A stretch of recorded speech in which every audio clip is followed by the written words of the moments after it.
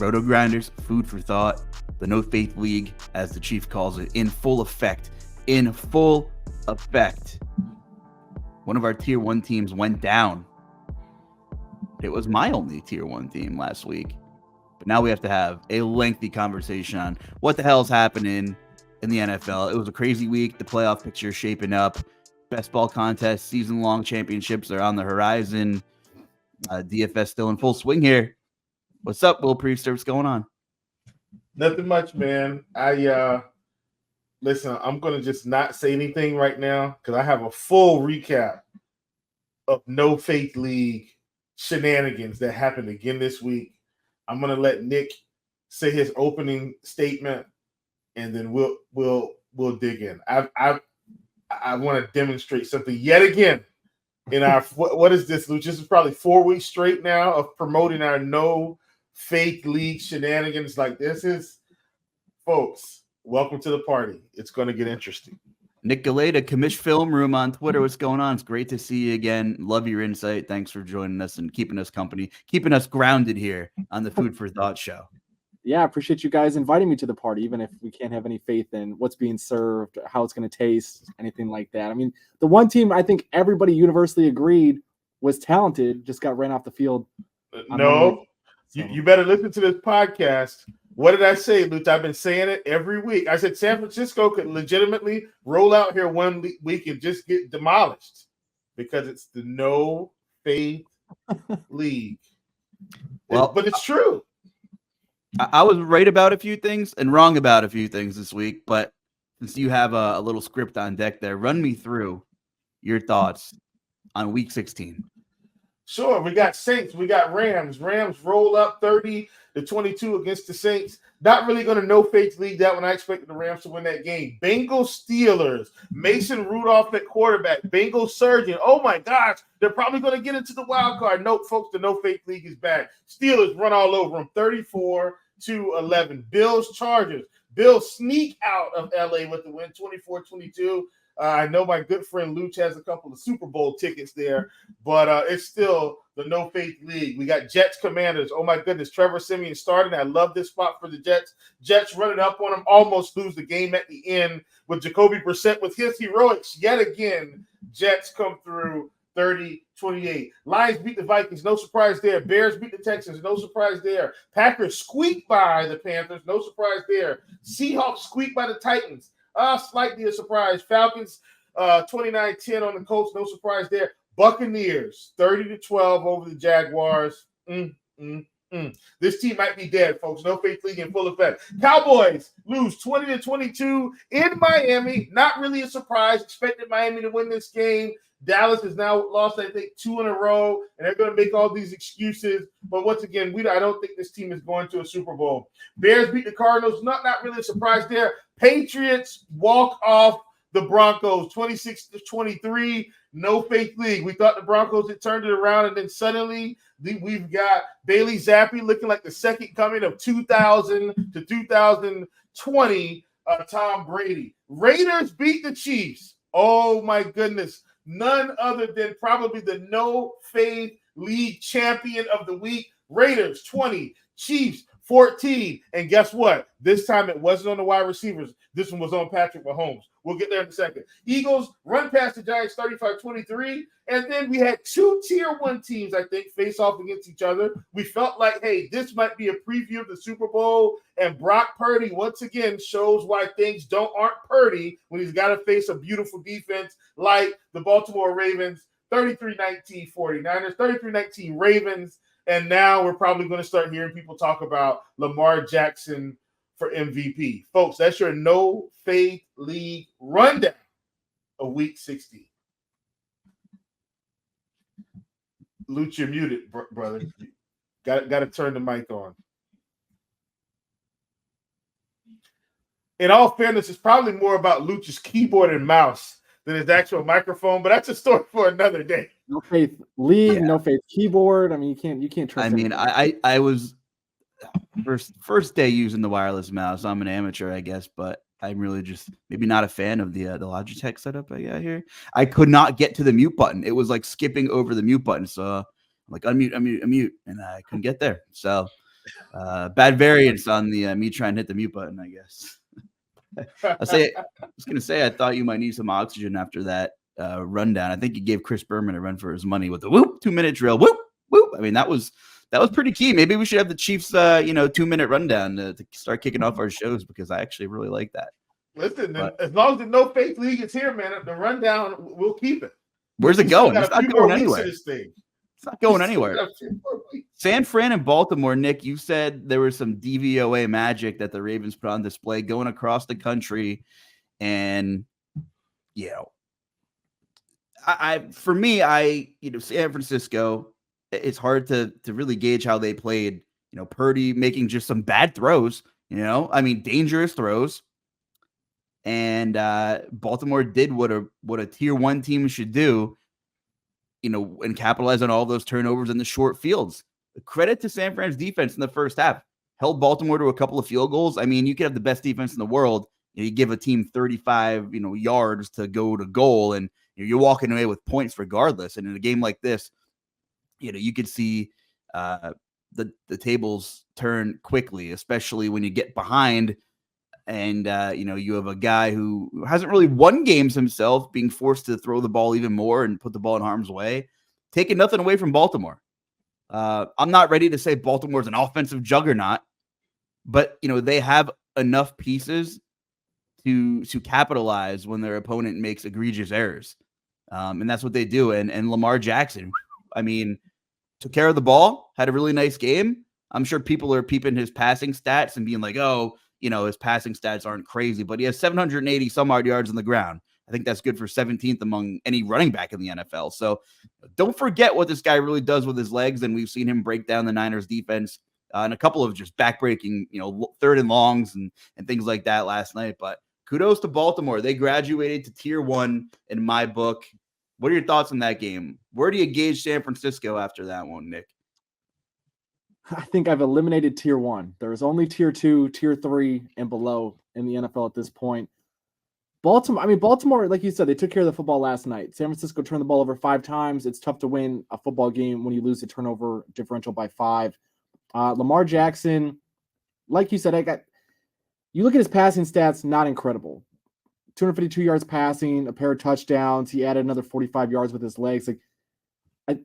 It's not to take anything away from Lamar Jackson, but I think this is an interesting point now that as we're talking, Lamar Jackson is the odds-on favorite to win the MVP in the league.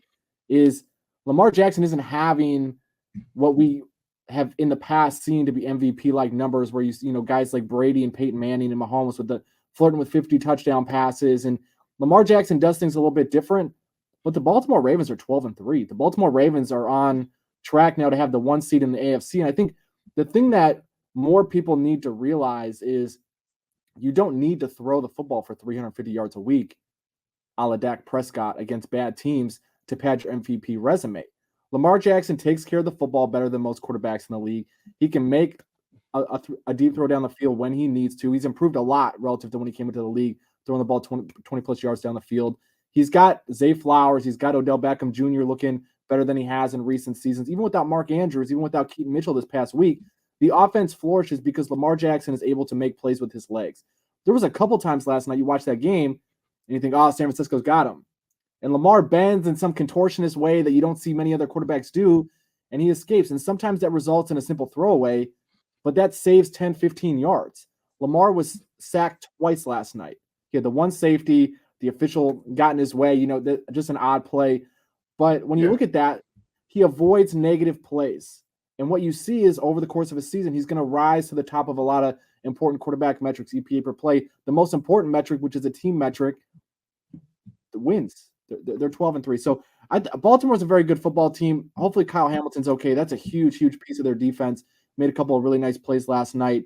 I don't think San Francisco is anywhere near as bad as they were on Monday. I think these two teams get another crack at each other. I think San Francisco gives them a much better game, but I think we've seen, like Chief said, Brock Purdy is not, and anyone can fall in the right matchup. So we'll see. Do you need Brock Purdy to prove it, Chief, now? Like, prove it more? And look at him. I mean, it's like a tale of two stories here. His numbers are great on paper, like no doubt about it. But if you want to schedule hunt a little bit, you can say San Fran, they've had some decent little matchups for Brock Purdy the last 6 weeks. I mean, they haven't really faced many juggernaut defenses. And on the flip side, Lamar Jackson also can't control who's on his schedule. He can't control the other variables on the AFC North. He can't help that Joe Burrow went down. He can't help that the Steelers suck. He can't help that they didn't fire Matt Canada till like week 10 or whatever it was. He can't help that Deshaun Watson and Nick Chubb are both not playing football. He's taking care of his business, and he just did it on the biggest stage against the best team in the league, as some were saying before week 16, and now perhaps Baltimore has that crown, Chief. Well, let me say this. I'm not making any excuses for the AFC North. Like, quite frankly, the AFC North might have some of the best coaches in football. Like we're laughing about this, but look at what these coaches are doing with limited resource. For everything we want to say about Matt Canada, this team is still possibly going to finish the season with a winning record, or be it 500 or above. With bad quarterback play half the season, bad offensive coordinator coaching half the season, Kevin Stefanski loses 2 or 3 quarterbacks. They get Flack off the practice squad, and the team's playing better than the other 3 quarterbacks. Like, you get what I'm saying? Cincinnati, yeah, I know they lost to the Steelers, but Jake Browning has been serviceable in some of these games and has kept them afloat. Like, hats off to these coaches in the AFC North for just not failing. Like, you got the Patriots winning, 3 games? Like, the whole AFC North has probably won more games than any other conference combined. Is that correct? I mean, I haven't looked at it specifically, but the Ravens have won 12. The Browns have won 9 or 10? Are they 9 and Browns have 10. The Steelers and Bengals both have 8. They are the only division of football to have every single team above 500. So think about that. And they have to continuously play each other. And the whole division is above 500. And these coaches, like, we can say what we want. The AFC North, just give them the Coach of the Year trophy and let them all share it. Because whatever is going on up there right now, it's incredible. Outside of that, I'm going to come back to what you were talking about with the 49ers. Look, man, and I'm not, you guys know, I try to be fair across the board. I don't care who you are. Like, we got to see good quarterback play in the right matches. And guess what? Dak Prescott's been failing. Josh Allen was failing. Tua Tagovailoa was failing. Like, think about all these good quarterbacks that just have been flopping in good matchups this year. What did we say? It's not good enough. Like, when you play the good football teams, you have to win. Like, you want to be, if you want to get your team all the way, like, you have to win. And Brock Purdy, look, he's faced the Eagles, he's faced the Cowboys, but, like, this is the best defense he's faced all year. Like, hands down. No doubt about it. And, yeah, I know, like, I know the Ravens had some short fields, but a lot of that was because of Brock Purdy. Now, look, fluke interceptions, I get, but, like, the woman they're driving down the field and he just throws it into triple coverage, like, in the end zone. Like, you just can't do that. Like, come on. Now, they at least get a field goal out of that drive. That was just the first interception of the game. They're driving. It's like, okay, they got a little mojo, and then he throws an interception. And guess what happens? Then he throws another one. And then guess what happens? Then he throws another one. Then he throws another. He threw 4 interceptions. Like, my point is, lost a fumble. Correct. Here's my point. You can throw some fluky interceptions. Like, Jameis Winston has been a byproduct of fluky interceptions in, like, feels like every game of his career. But he's also been a guy that likes to take chances down the field and creates interceptions. And so when you think about Brock Purdy, and for everything they say in terms of the metrics and his size and him having to throw with anticipate, like, we hear all these things, right? Well, when the interceptions are being caused because of what he has to do to be a good quarterback, then at that point, the defense has beat him that day. Do you get what I'm saying? Like, that's my point. Like, the defense just beat him on Monday Night Football. Like, yeah, do I think he's a bad quarterback? No. Do I think he's elite? No. Is he the GOAT? No. Is he good? Absolutely. But the defense got the better of him yesterday because of his skill set. And if that's the skill set that they're going to see in the Super Bowl, I think they're going to beat him again. Like, I really do, because the Lamar Jackson skill set is one that you can't really beat. Like just think about how he plays the position in terms of affecting wins and losses. Lamar Jackson could have the worst day passing in the world, and he could still beat you. Like Nick was saying now, and then I'm going to be quiet here. If you just watched the game last night, there were several plays. I mean, key third down, second down. You think, okay, they've got him dead to rights. And if you look at his style of play, Lamar only had one really big rush on like a third down where he looked downfield. He wanted to throw it, and he was like, well, wait a minute. They're just giving it off. And then he just took off and weaving in and out of traffic and protecting his body and picked up like a 30-yard gain. Outside of that, they thought Lamar was going to run, and then he just dump off to Gus Edwards.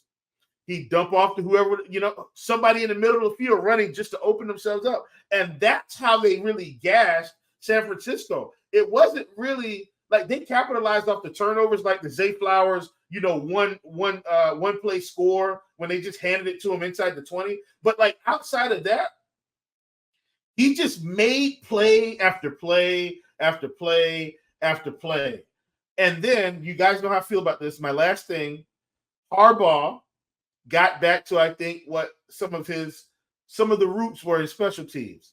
When you're playing a team like this, what do, Luuch? You just keep taking points. They kicked 4 field goals yesterday. They only scored, I think, 2 or 3 touchdowns, but they kicked 4 field goals. And look at this. They just kept opening it up. Open it. Okay, you got us. We'll take 3 here. We'll take 3 there. We'll take another 3. And before you know it, the game got away from them. Like they didn't drive down the field and come out empty-handed. And I think coaches are starting to outsmart themselves in the field goal game. And I'm as big on analytics as anyone. Like I know a lot of people say, well, how can you be big on analytics, but you're saying they need to kick field goals? Well, I'm saying you need to score points. And when you're driving down and you give away 3 points, especially when you've got a good field goal, you give away points. Well, now you're setting yourself back for the later decisions you have to make in the fourth quarter. And I think Nick understands what I'm saying. Like if you had 3 opportunities for touchdowns and you didn't get it, but you took those 3, now in the fourth quarter, when you're down 2 points, you have a totally different outlook on your offensive coaching scheme to move down the field than having to attack here, attack there, attack, because you've got to score touchdowns. You keep giving away scoring opportunities, and then suddenly you're behind the 8 ball.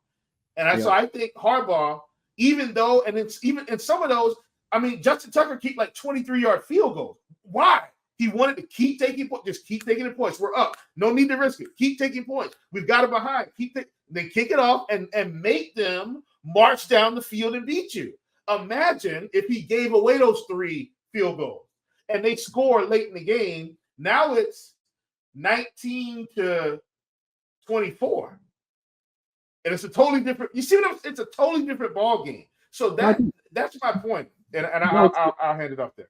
It's a good point, though, Chief, and it's something I think people are becoming slaves to the data in a lot of ways, and they're not inputting any new data into these feedback loop systems.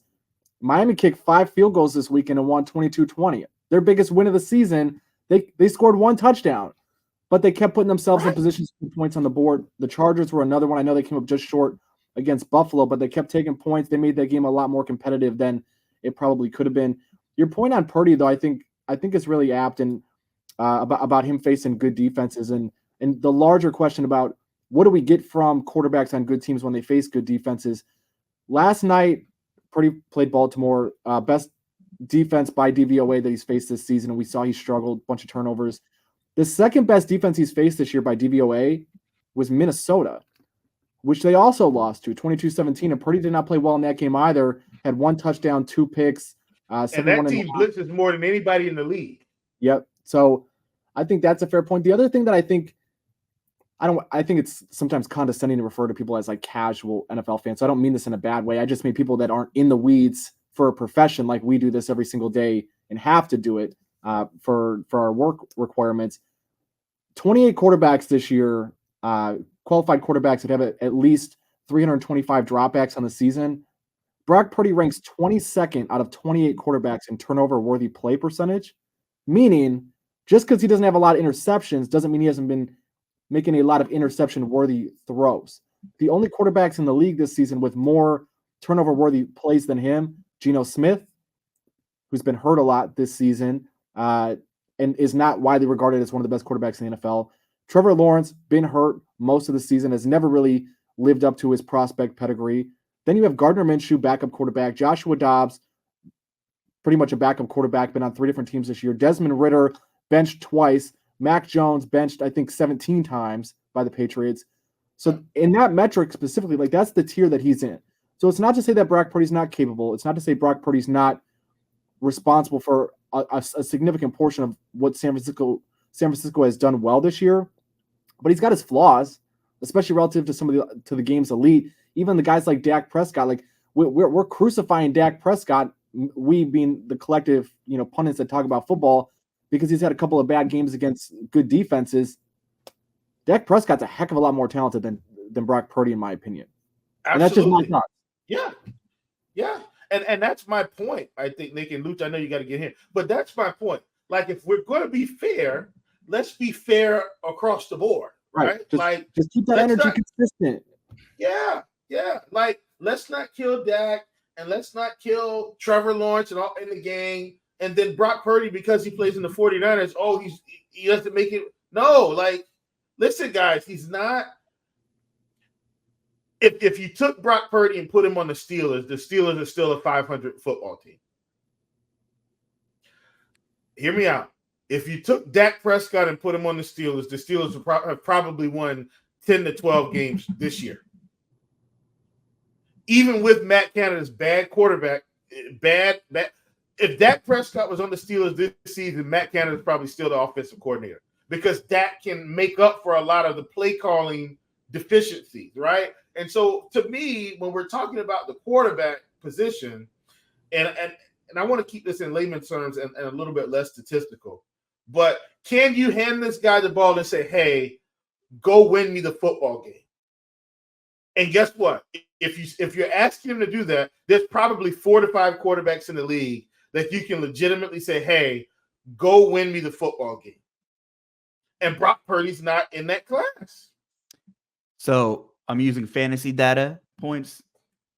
Great website. Brock Purdy, when trailing, 3 touchdowns, 7 picks, 74.2 quarterback rating.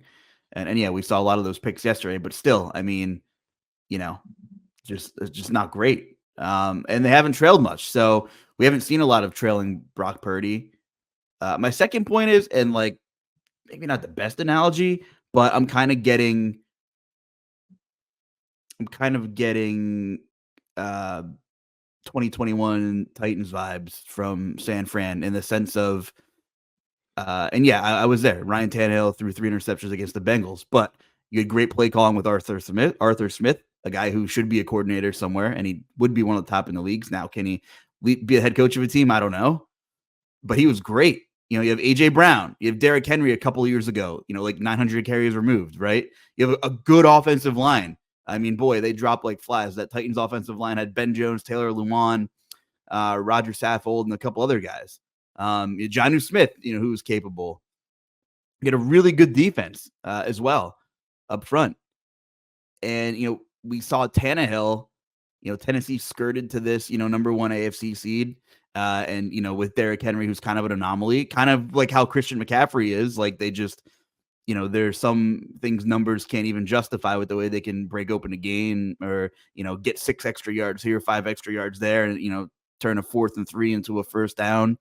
But the quarterback play just, like you stick 2021 Ryan Tannehill, who was a couple leg injuries removed, in this San Fran offense, and you kind of have the same season that Tannehill had. That was his best season of his career, right? You have the play calling, you have the entire supporting cast, and I even heard whoever was calling the game last night said, "Oh, Brock Purdy's playing point guard." Like, oh wow, he got him like, that's great. That's fine when you're able to do that, and I think we can all agree. But when push comes to shove, and you make a couple oopsies early in the game, can you get all the way back? And I think that's such a great point, Luuch, and it goes back to what Chief said. Like, nobody's sitting here trying to take away Brock Purdy's accomplishments from this season. It's just to say, if you put another guy in that situation, would the 49ers have had similar, if not better success? And in games against good teams like Baltimore, against good teams like Minnesota, when McCaffrey was banged up that week in Minnesota. I think Debo was out that week, if I recall correctly. Trent Williams. So like when these guys are out, do you have a quarterback that can just get the job done? And I think about a guy like Tom Brady, who Purdy's been compared to because of where he was selected in the draft and his start to his career and all that. I think Tom Brady's been retired for 2 years. We're already to a point of like forgetting just how good Tom Brady was and how he elevated teams that had a former college quarterback as his top receiver on teams that went to the Super Bowl. He had years where he had no offensive line, and he's routinely in the AFC Championship game or in the Super Bowl. And now you have and winning it, not just getting it. He's winning it. And I'm not even necessarily like picking on Brock Purdy for this, but league wide, like everyone's ready to crown the next Tom Brady. Patrick Mahomes, it's his first year not having all his studs around him, not having a super healthy offensive line, not having receivers going to make him plays for him. And we're all making excuses for him. Brock Purdy loses a game, and people are a little bit more quick to jump on him. But like it's league wide. Dak Prescott too. Like it's okay to just say like we don't have a bunch of elite quarterbacks right now. And I know like you guys have talked about your tier list for teams.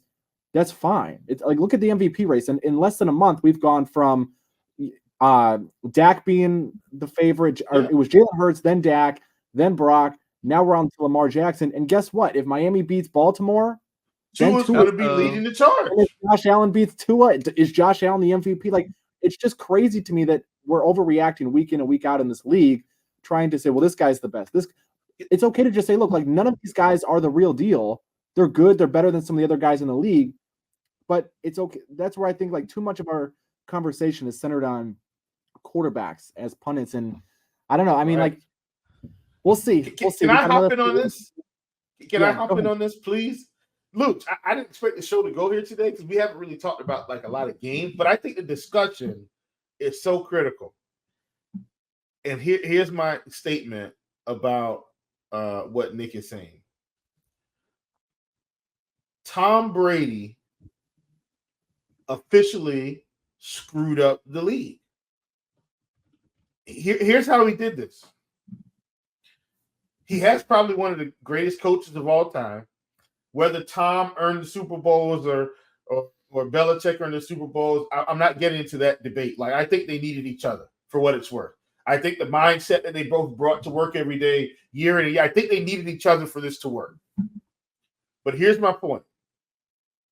We've gotten Tom Brady played so long and played with a level of greatness so long, and we saw him accomplish this so long, right? The league is starving for Tom Brady, but they don't have it.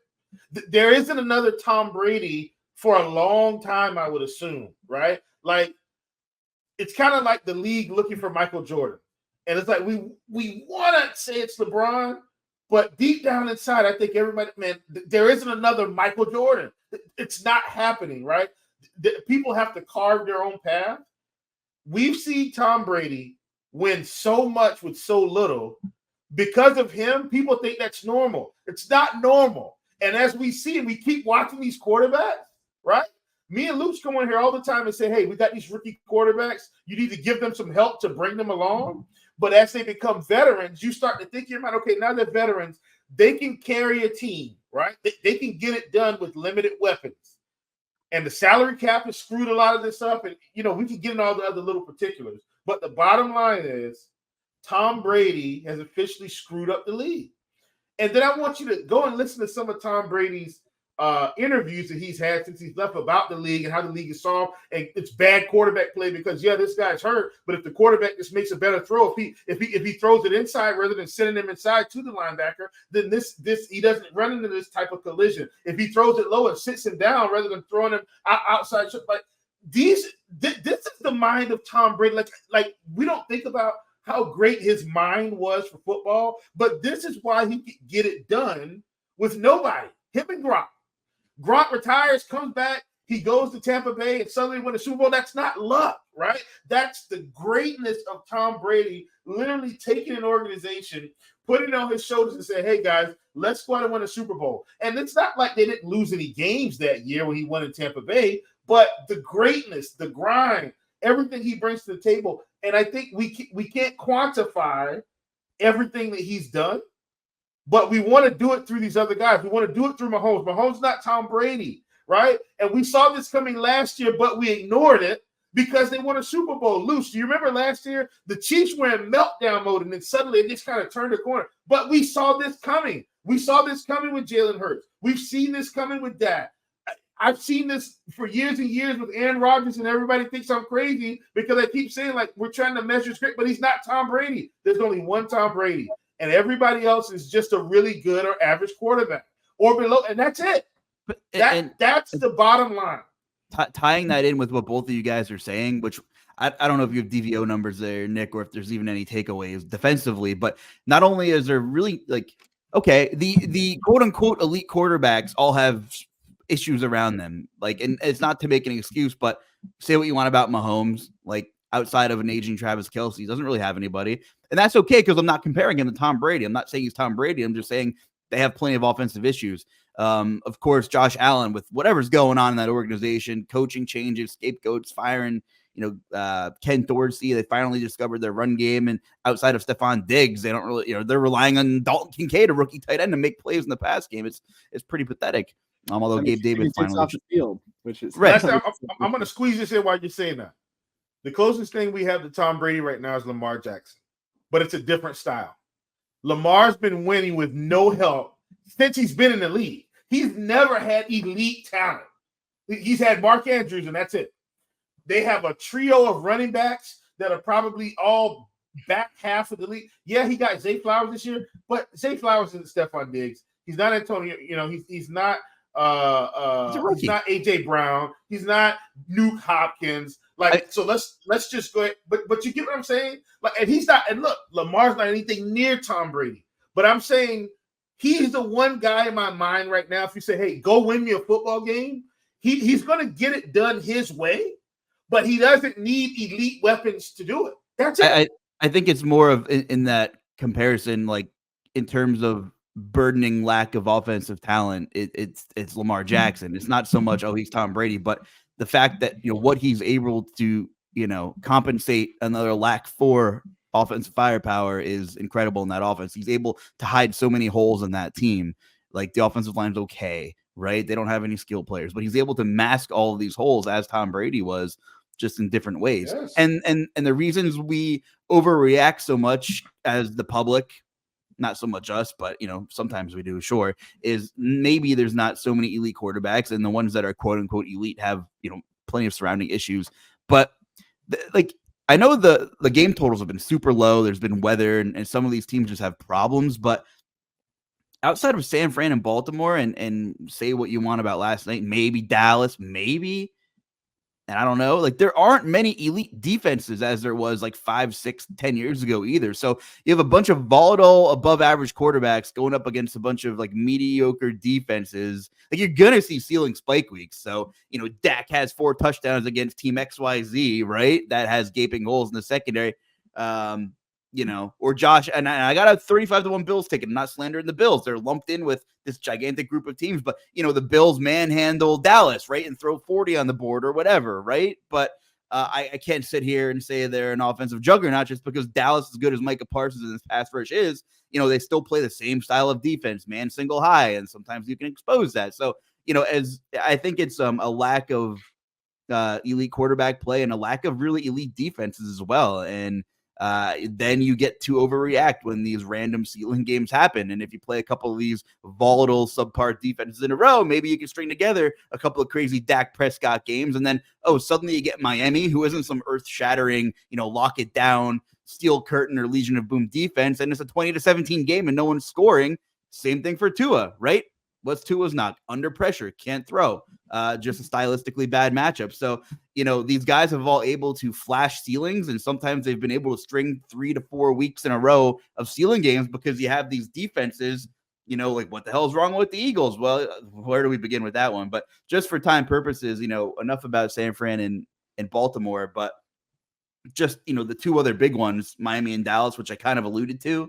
And, last week, Chief and I talked that 2 tier 2 teams duking it out on our list because, for many of the reasons we kind of just talked about, Commish. You want to believe in these quarterbacks. Neither of them are elite. They've both had ceiling games against, lesser competition. And we've seen them really kind of not wow us against, I don't even want to call elite defenses, but more formidable defenses in the league. And it was about as close of a game as anyone could ask. And plenty of offensive firepower. CeeDee Lamb, Tyreek Hill, Jalen Waddle, Raheem Mostert, Tony Pollard, whatever. There's 37 total points, and it was just kind of like an unmovable object means what was it called? Meets an immovable force. I don't know, whatever that analogy is. And I don't know. That was just kind of what I expected it to be. Like two teams that can contend for a Super Bowl. There's like 12 teams that I wouldn't be shocked if they got hot and won 2 or 3 playoff games. There might be a team with a gaping, glaring hole that ends up in the Super Bowl this season because there's so many teams with so many issues. I don't know who's the complete football team. Maybe there are none in the league. But either way, I have to give Miami credit because I've crapped on them a lot on this show. And again, they can't control who's on their schedule. We've seen them mop a bunch of bad teams. They mopped Denver when they were bad early in the year. They mopped the Commanders. They lose to the Eagles, and they had a couple other close losses to some, better competition. And this was one of the games. Miami has, Dallas, Buffalo, Baltimore to end the year. A lot of their teams have already played their gauntlet. But I said, I want to see Miami get it done in this gauntlet 3-game stretch. I don't know what anybody thinks about Dallas. I think they're one of those teams that can be in the Super Bowl if all of the cards broke, their way, which I could say that about a third of the league. But all the credit in the world to Miami for getting that win. And finally, knocking off someone that I consider a Super Bowl, a threat to get to the Super Bowl, I should say. So thoughts on Miami and Dallas, Nick? I'll throw it over to you. I'll say I wasn't surprised by the game script at all. I was on the under. It was one of my favorite looks of the week. Miami's got offensive line issues, and we've seen time and time again when Miami doesn't have a fully intact offensive line, it disrupts the genius of Mike McDaniel, and then we're left here wondering, does Tua Tagovailoa is he the guy? And I don't think it's the right argument to say, well, Tua is not the guy because he only scored 1 touchdown against Dallas because they only put up 22 points against Dallas, a defense that just got lit up by the Bills. I think the larger issue here is there's not a lot of great team play around these quarterbacks, which again gets back to what you and Chief were saying. The Cowboys have been pretty abysmal against the run this year. They benefited from some turnovers. We know the schedule they've played has not been that great. Miami, if you look at Miami, they have a few losses this year. Buffalo, able to get pressure on them. They lost by 28. Philly, able to get pressure on them. They lost by 14. KC, able to get pressure on them. They lost 21-14 overseas.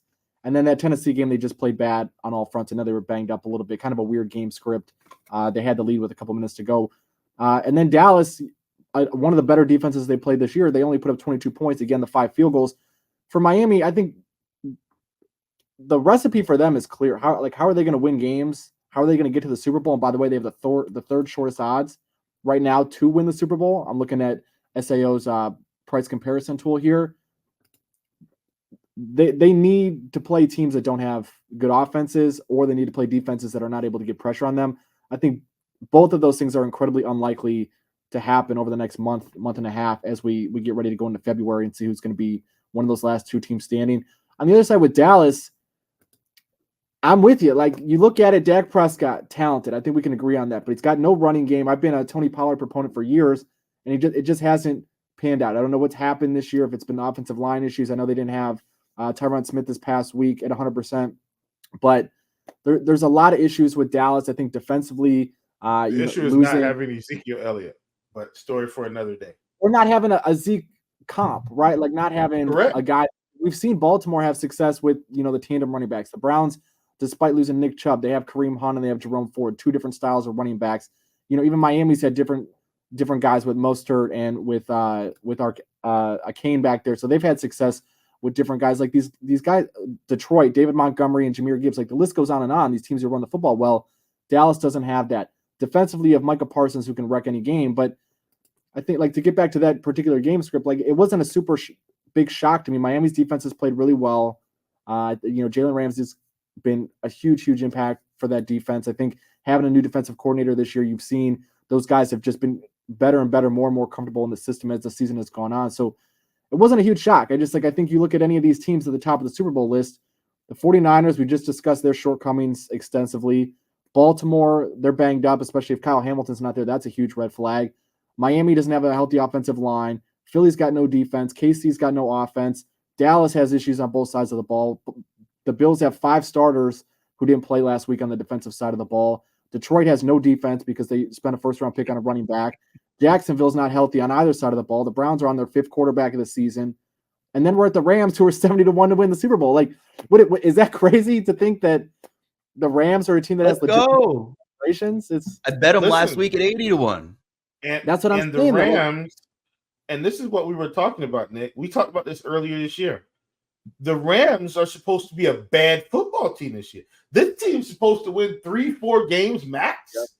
I'm saying as we start the season, remember all these reports. Oh, Matt Stafford's not connecting with the young guys. The elbow. Yeah. Is he going to make it through a season? And all they're doing is just slowly beating teams, creeping up into the conversation week after week after week. I mean, is there, outside of Lamar, is there a quarterback playing better football than Matt Stafford right now? Seriously. Maybe Joe Flacco. That's crazy, right? It's a little crazy. It's pretty crazy.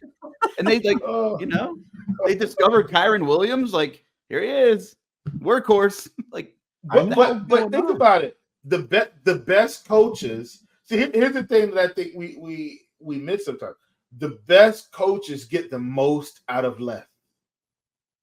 That's what I'm saying. Like, I'm telling you, the AFC North. Think about what these coaches are getting out of backup quarterbacks. Cleveland's got backup running backs, backup quarterback. The only thing that's been steady there is been Myles Garrett. Their defense has been fine. Don't get me wrong, but like, think about Sean McVay. He's getting a lot out of this weird offensive talent. I mean, Cooper Kupp's back, but like, but they got contributions everywhere. Yeah, Puka Nacua. I mean, look, Robinson is just out here just torching people the past week. I mean, you see what I'm saying? Patrick Mahomes saying, "What the hell? Where is this guy?"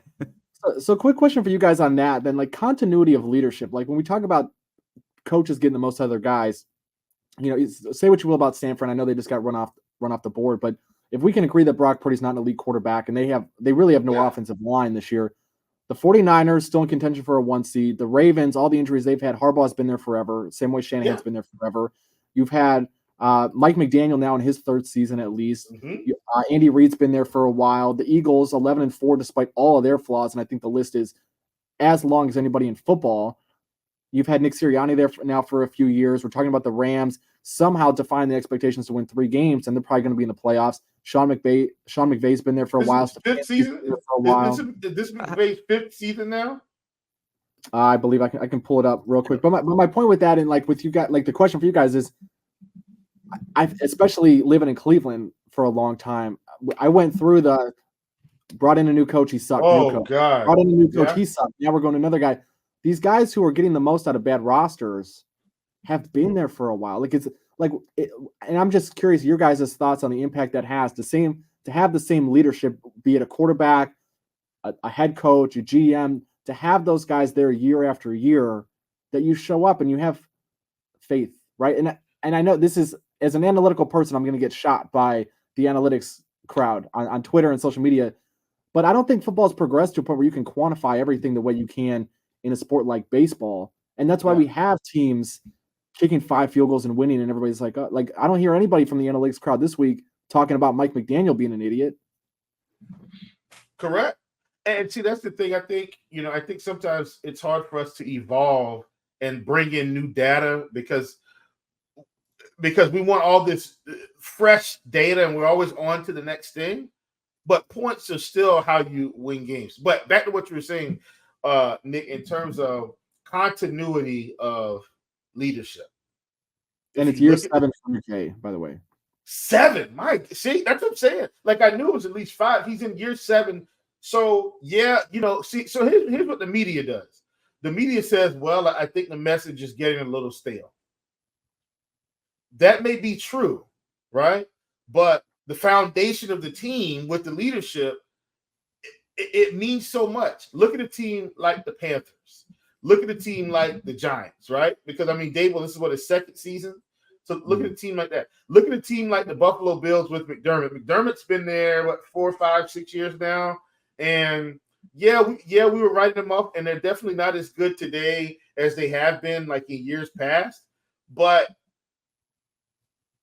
when you're around an organization, for McDermott, 7. So him and McVay were named head coaches. They have coordinator over. They've had turnover at the coordinator positions, which I think is notable. Yeah, this year for sure. But my point is, and Dable was a part of the Bills as well. And he went to the Giants. But my point is, head coach, GM, those guys stay and they continue to work together. They build trust. I think that builds trust with the team. And all of a sudden you get something percolating, right? And I think the other thing too is, as guys have been around, especially if they've had winning seasons, they start getting a little bit more rope. And so that's why I got a team like the Steelers. We can say all we want about Mike Tomlin. Who are the Steelers going to go and get that's going to be better than Mike Tomlin? That's what they have to ask themselves. Who are we going to go and get that's going to be a better coach all around for our players, our locker room organization than Mike Tomlin right now? And if you can't answer that, why are we moving on? I will say this. I'm not quite sure Belichick is out the door this year. I'm not quite sure. If they get a better quarterback, maybe they get Belichick to give up GM or play personnel duties, right? If they get him to back off of that, I think he's still one of the best coaches in football. Like, just look at how that defense played against the Broncos on Sunday night. I mean, they were all over the place. Well, how they played all season. They haven't had Matt Judon. They haven't had Christian Gonzalez all season. They've had two starting quarterbacks that like. And guess what? You know who's responsible for that? Bill freaking Belichick. Look, the quarterbacks are bad.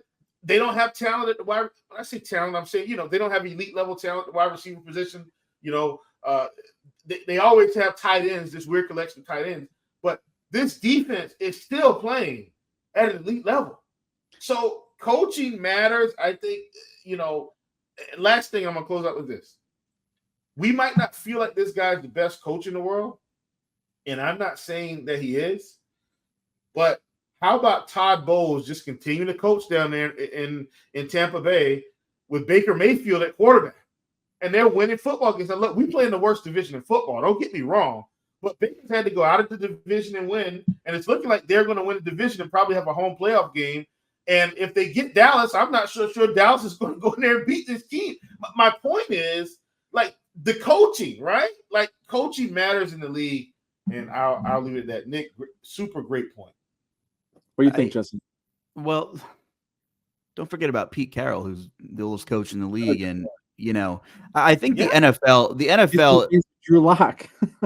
Right. And an ailing Geno Smith with, he's definitely not even close to 100%. But the NFL as a organization is just absolutely like winning, crushing it, because how many teams, were eliminated prior to this week? Like, everyone's bought in because there's so many, what we talked about going hand in hand, mediocre defenses, mediocre quarterbacks. Everyone's going to be pretty competitive for the most part, right? And I had the AFC South up right here. The Titans are one of the few teams that were mathematically eliminated. They're 5-10, and we saw them beat Miami, right? We saw them have some big wins. 7 of their 10 losses were one-score games.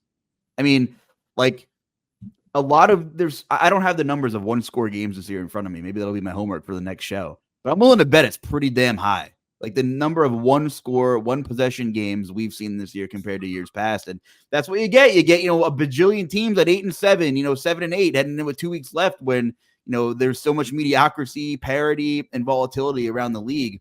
This is what you get. And it's great. That's why we love it. We can analyze, and it comes down to maybe who makes the one impact play. And you talk about the Rams, like, yeah, their defense is not what it was 2 or 3 years ago, but they still have one big impact player on that side of the ball. So you get into that one-score game, and Mr. Donald makes a play that turns your season around. I mean, it just kind of comes down to a couple of splash plays, more than usual. That's very cliche of me, but the league is so jumbled together. There's so much parity, more than we've ever seen before, which is why we're sitting here with the AFC. It looks crazy. The NFC, everyone's still in the hunt basically. And there's a lot to unbox here. It's just crazy. So I'm kind of looking ahead to next week, and I'm looking at some opening spreads and things like that. And, one of the biggest games is on Saturday, right? Two of my quote unquote tier 2 teams, Dallas and Detroit.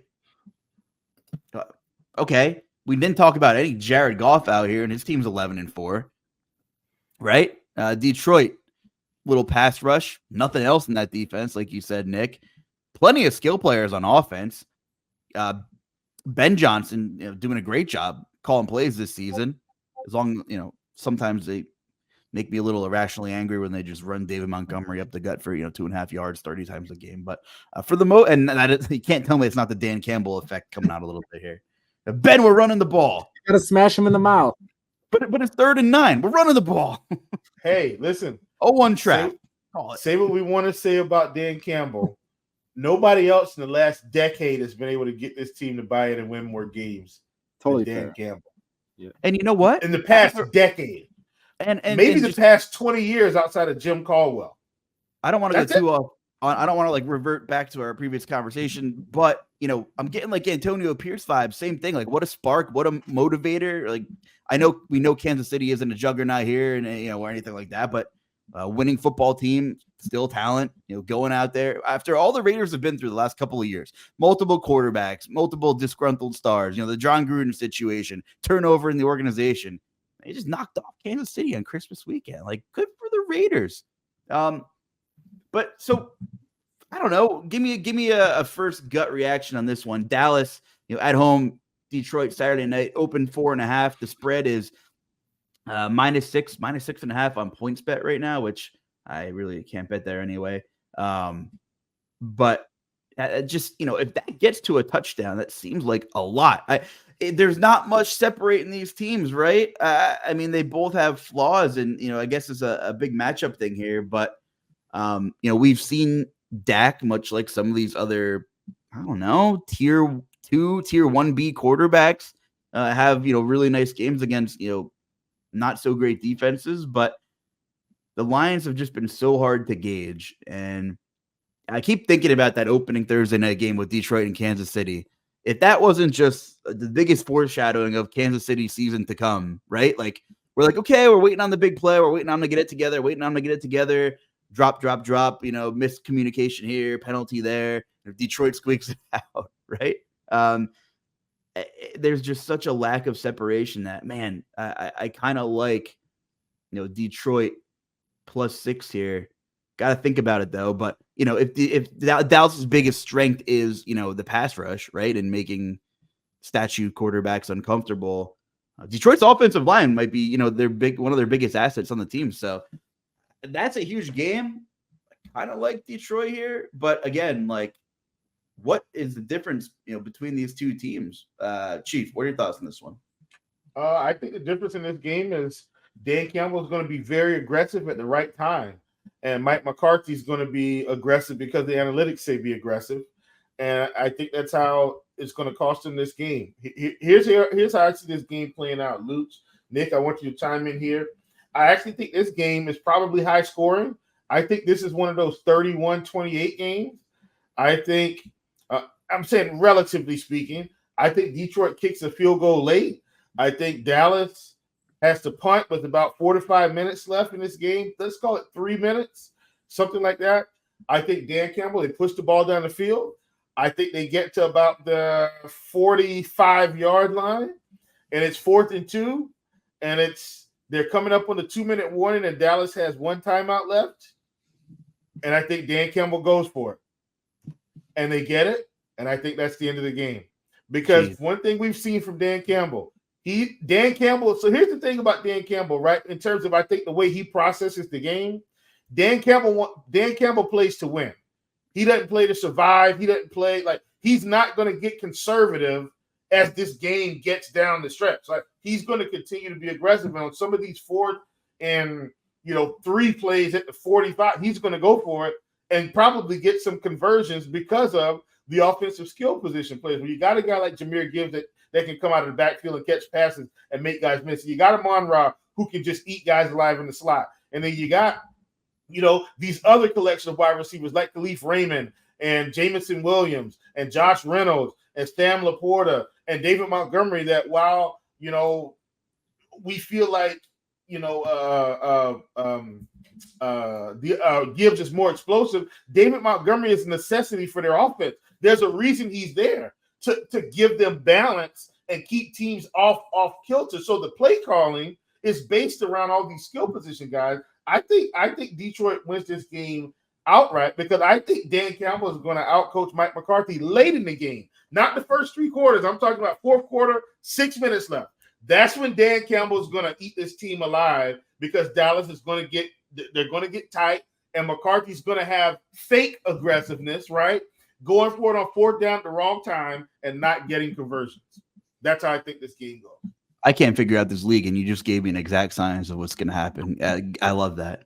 But Nick, just like I got no faith in the league.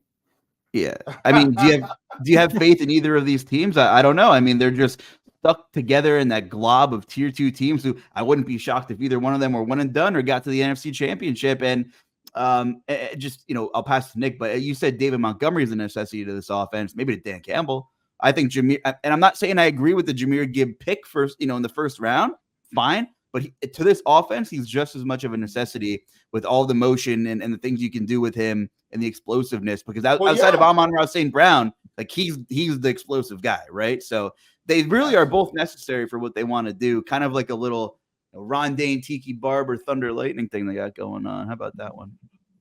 No, 100%. That's what I mean. Yeah. That's literally what I mean. Like they need both of these guys for this offense to be successful. Because like we've seen David Montgomery not be in the offense, and Jahmyr Gibbs has got to get 15, 20 carries, but it's not the same because they just can't use him as much in different facets of the game. All right, Big, sorry.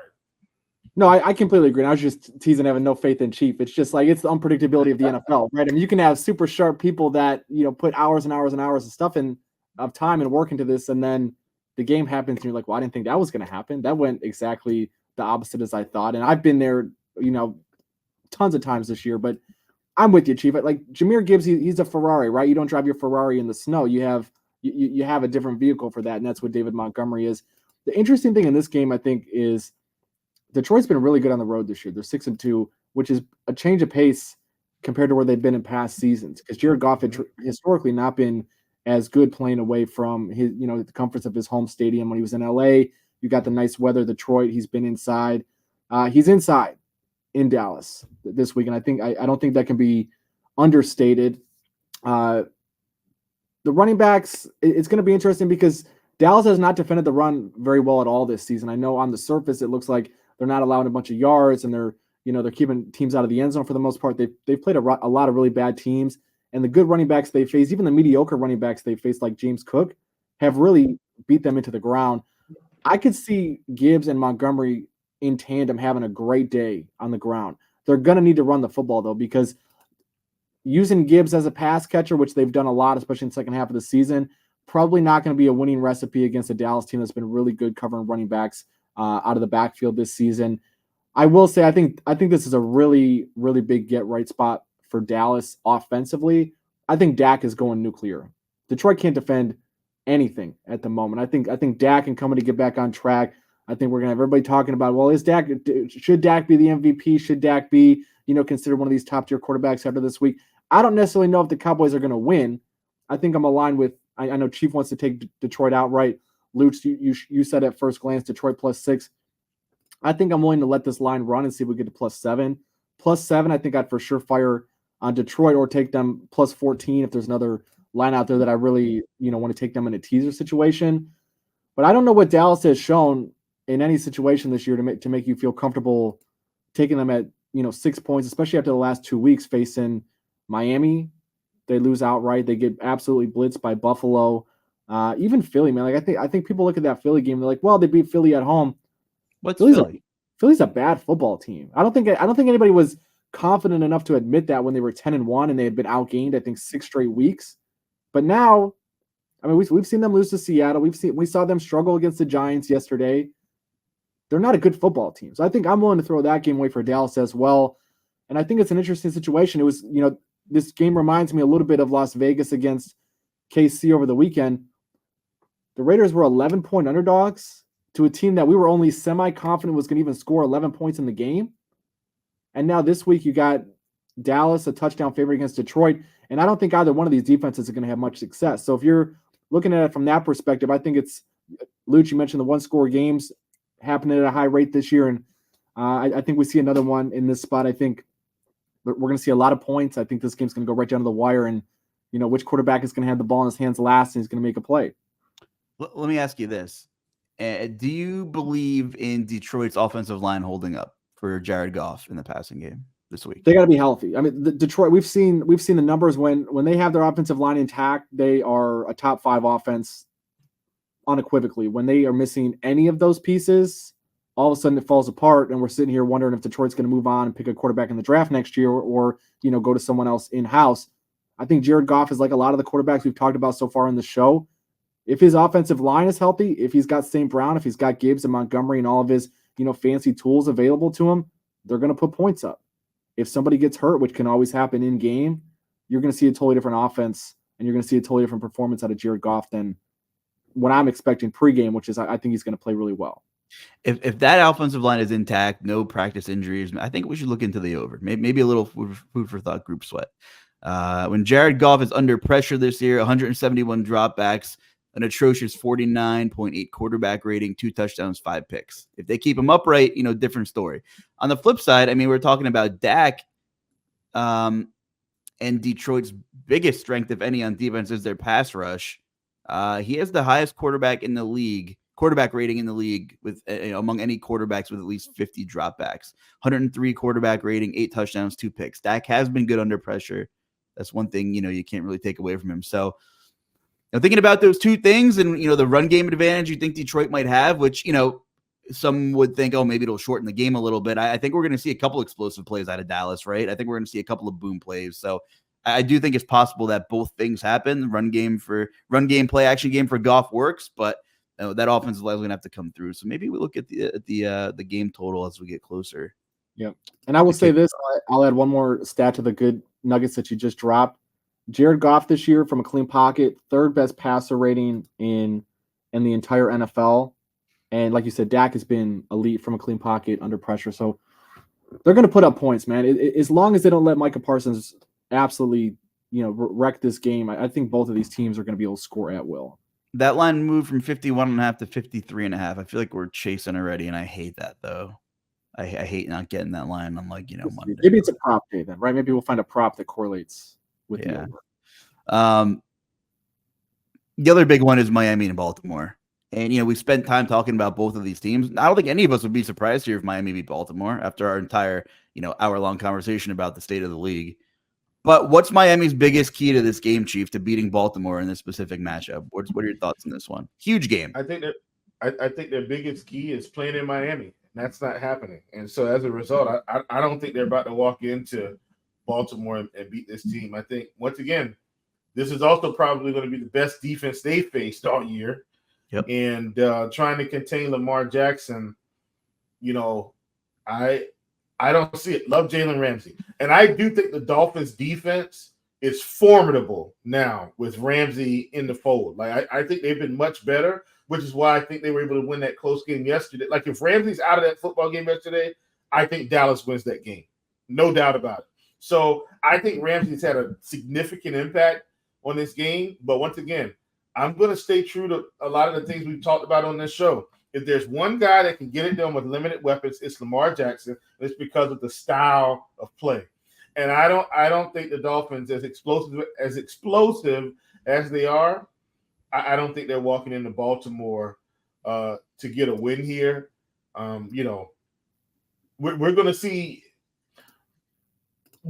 Tua under some pressure, not a lot, but I just think the way they play football in terms of coverage and mixing in their schemes, I think they're going to fool them. Now, once again, they got some guys that may be out, and that could change things. But as it stands right now, I think the Ravens win this game. What are your thoughts, Nick? Big game in the AFC. Yeah, I'm taking Baltimore. I think the interesting thing, if you look at the Dolphins' schedule this year, the most mobile quarterbacks they played Josh Allen in Week 4. They lost by 28 points. They played Patrick Mahomes in Week 9. They lost by 7.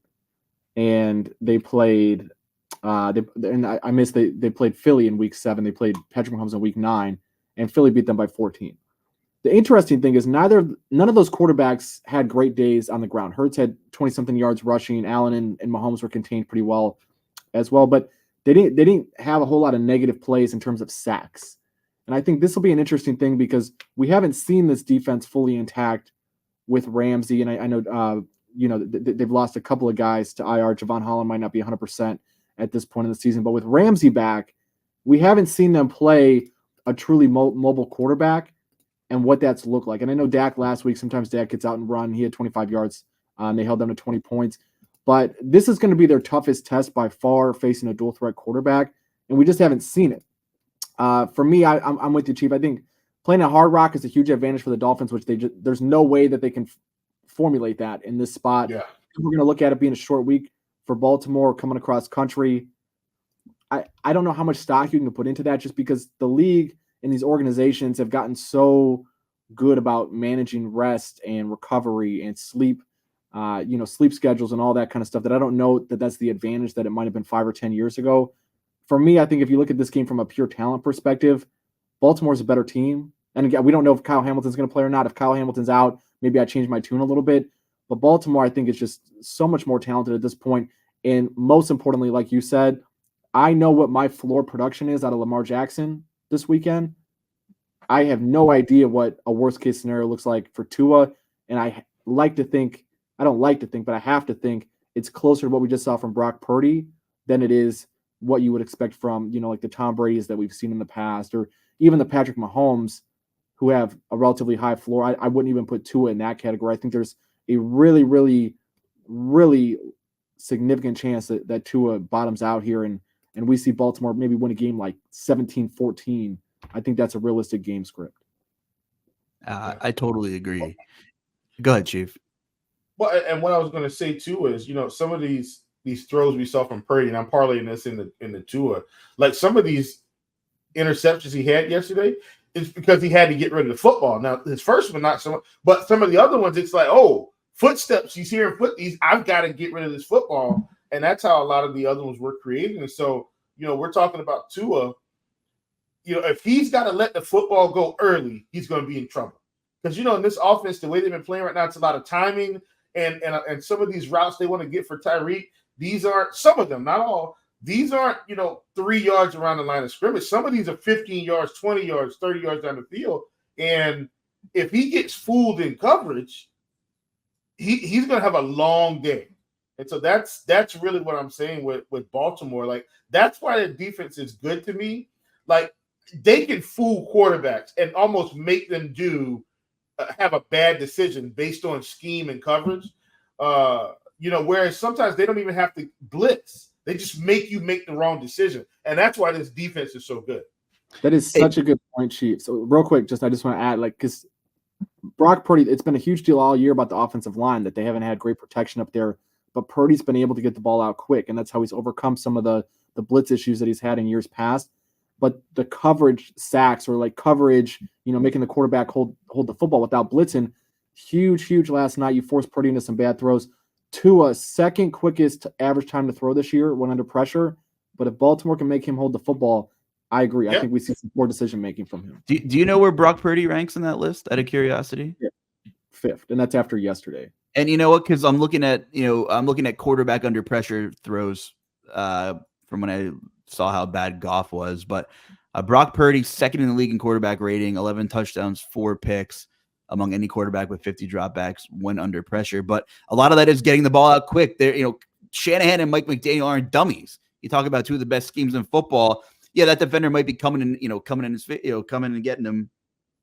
But the ball's out, and it's a design short game or a bubble screen or something like that. So the coverage sacks right here, the drop back and throw situations, right? The 3rd and 12s, the 3rd and 8s. Those are the differences there. I'll give you this one because it might not be the most aesthetically pleasing game. I know we got to start closing out here, but 2 more things I want to talk about. And one of them is, I'll give you this one, Nick, the NFC South. And I know Chief loves a good NFC South game. Tampa Bay and New Orleans. Suddenly a huge game, right? And if you win the NFC South this year, you're still a mediocre team, maybe below average, and you get the best strength of schedule. Meaning the best teams. Maybe I phrased that poorly. So do you really win? What do you really win if you win the NFC South? But anyway, pretty big game. You win Dallas, right? Right, Chief? Listen, if Dallas has to go play Tampa Bay, I'm not taking Dallas in that game. I'm telling you, because they got to go to Tampa Bay and figure out. And Dallas just has, say what you want. They've been so bad on the road this year, like so bad, like nothing like being at home. Once again, we crucified Jared Goff for when he was on the road. Dak's not played well, or the team hasn't played well, and as such, Dak hasn't played well on the road. Because I think Dallas is still going to be favored if they have to go to Tampa Bay. I think that's the case. Like they'll probably be favored by 3 to 5. Yeah, 3 to 5. And I'm just telling you, like I'm not taking Dallas on the road their first playoff game. I don't care who it is. I don't care if they were playing the Falcons. I wouldn't take them on the road, and I'd live with the result because you're going to get Tampa Bay at plus money in this situation. But anyway, so Justin, you're asking me on the spread, not to get off track. I know it's just trying to keep me and Chief on track and keep us under time. I mean, I know you followed Tampa Bay pretty closely the last couple of seasons. Maybe not so much, as he did, during the Brady era, but pretty big game, 2.5 point spread. I mean, God, it's just been. I think the Saints have been dealing with so much turmoil. There's been rumors of why are they actually sticking with Derek Carr? They've had so many injuries, right? I mean, death taxes and Michael Thomas getting hurt. I mean, even it was great. Great in his prime, but it's over. Alvin Kamara slowing down a little bit. Chris Olave has the dropsies every other game. But on the flip side, it seems like Tampa Bay and Baker Mayfield have some mutual interest, and I wasn't really expecting to hear that conversation. I really didn't. I don't know if any of us can sit here and say, yeah, like they should, it's the guy for anybody. But thoughts on this game? Maybe for the division, maybe. Yeah, I think this is. I'm actually going to upload this to SAO so everybody gets a free pick if they listen to this show. This is an absolute slam dunk on the Buccaneers. In my mind, you look at their DVOA the last 4 weeks, so week 13 to 16. Tampa's 6th best in the entire NFL, and DVOA is weighted. So I mean, some people look at the schedule and say, "Oh, well, they haven't really beat great teams." It doesn't matter. They, like we just mentioned earlier in the show about them going to beat Jacksonville 30-12. They beat Green Bay in Green Bay, not an easy place to play, no matter how talented of a football team you are. They beat them by 2 touchdowns. They beat Atlanta. They beat Carolina. They beat the teams that they're supposed to beat, and they beat some of these teams by wide margins. New Orleans, it happens every year. Somehow, leadership, the front office, they convince all these aging veterans to restructure deals, take deferred money, which has been going on forever. Ohtani wasn't the first one to do it in any of the professional sports. New Orleans has been doing this, borrowing against future money year after year after year. What they've been able to do is keep big names on the defensive side of the ball, the Marshawn Lattimores, the Cameron Jordans, guys like that. But they have no money available to go get depth pieces. So when you have guys like Marshawn Lattimore on IR, when you start losing linebackers and cornerbacks, injuries that other teams might be able to withstand without completely losing the trajectory of their season, New Orleans has no chance. And especially when you have a guy like Derek Carr as your quarterback, it just is what it is at this point.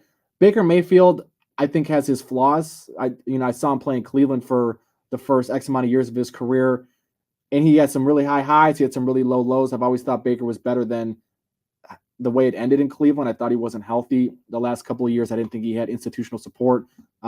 It's been nice to see him have Mike Evans and some actual weapons in Tampa. But I think more than anything, the defense, it favors Tampa in this situation. The offense, it favors Tampa.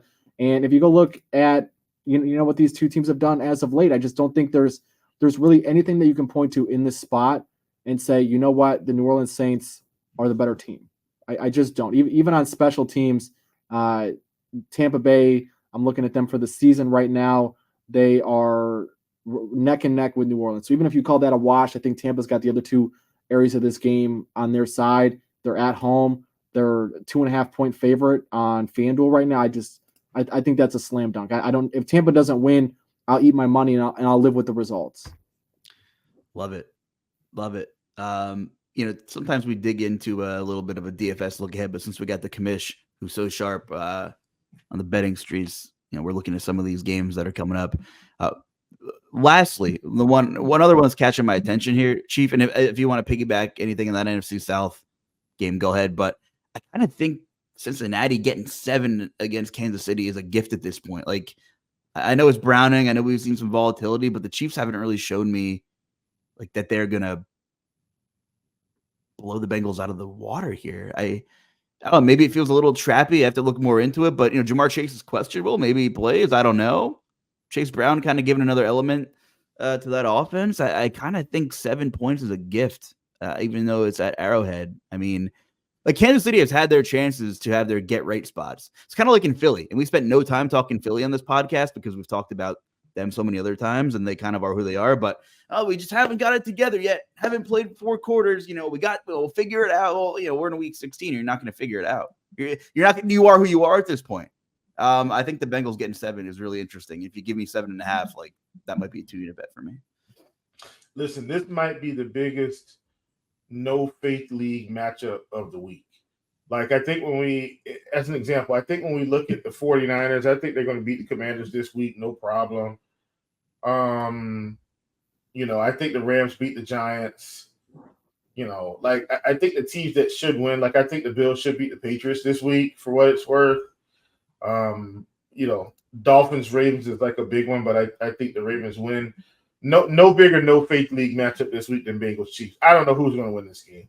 It could easily be the Bengals. Like if they just get it together this week with all of the Chiefs' woes, they could win, and the Bengals could absolutely just flop this week as well. And Patrick Mahomes, they could get back. I don't know. This is probably a stay away game for me in terms of anything outside of second half stuff. Like that's what I like to do with some of these games. I'll just stay away and then start getting in second half once I see the flow of the game and kind of how things are going. If you asked me to pick straight up right now, I think I take the Bengals because I feel like they have more talent. But in my heart of hearts, Patrick Mahomes is Patrick Mahomes, and they probably win.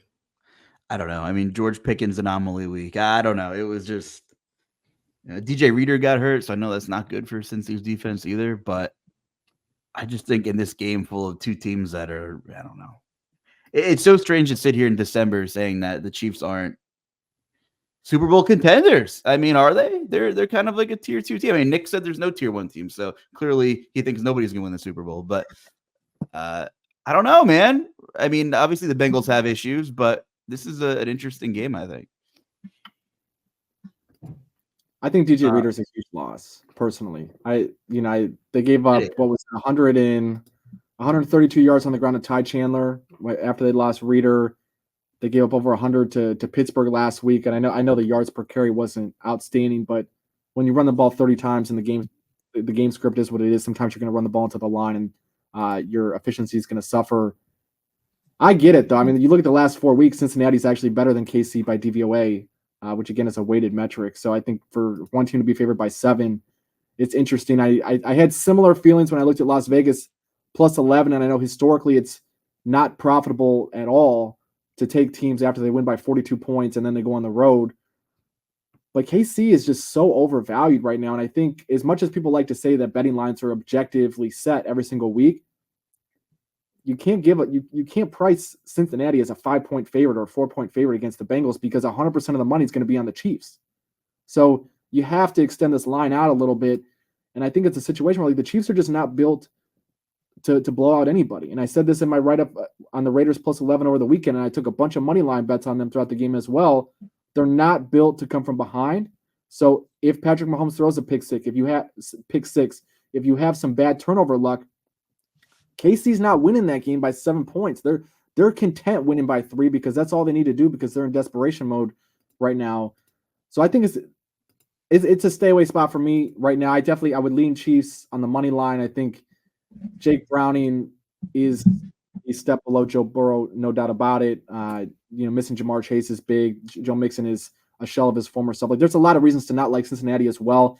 And if there is one defense that's going to give it up to a struggling Mahomes and the KC offense, it's the Bengals, because I'll tell you what, Mason Rudolph just went and put up 34 points. And I know George Pickens outlier week, but are we going to get, an outlier week? Is Travis Kelce all of a sudden going to look like first half of the season Travis Kelce? Not because he all of a sudden got a lot better or he's moving better, but just because since he can't tackle, they can't communicate, stuff like that. So that's probably a stay away spot for me. But I do think the Chiefs are probably a safe pick on the money line. You're just not getting value if you include them in a parlay or anything like that. I know we got to start closing out, but Chief, you got anything for story time this week? Listen, man, I've always got some story time, and so for this story time, I'm going to kind of bring you into my home to me and some of my wife's interesting humor. And you'll know why I say interesting in a second. So we have this thing where sometimes if we interact with each other, we'll take, a phrase and make it literal and try to keep a straight face, and then we'll laugh with each other in the end. I'll give you an example.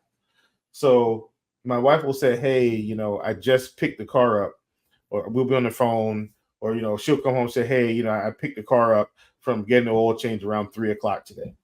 And I'll say something like, oh, so, when did you start going to the gym, working out?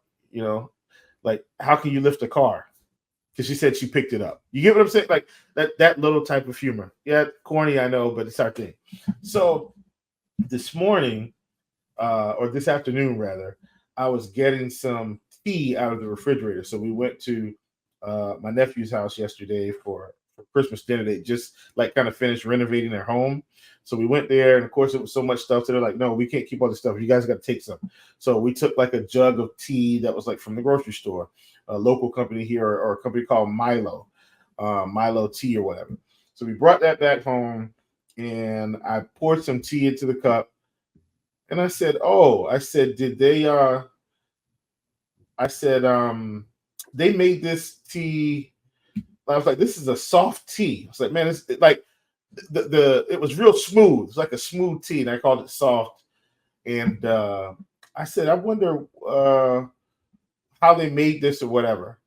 And she said, oh no, they didn't make it. They bought it. Listen, corny, I know, but what happened was it went over my head temporarily, so I didn't get it at first. So I was like, well, what I really meant was how the company made it. And then she started laughing. I said, you got me. Oh, you got me.